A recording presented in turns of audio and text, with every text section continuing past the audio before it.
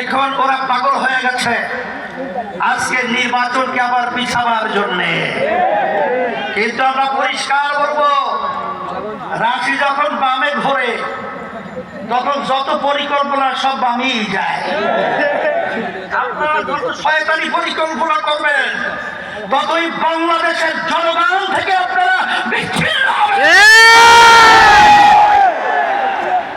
তবে আমি পরিষ্কার ভাবে বলেছি, আজকেও বলছি, আমরা 53 বছর আমাদেরকে যারা জিম্মি করে রেখেছিল, আল্লাহ রাব্বুল আলামিন জিম্মির হাত থেকে আমাদেরকে 5ই আগস্ট আমাদেরকে স্বাধীনতা দান করেছেন।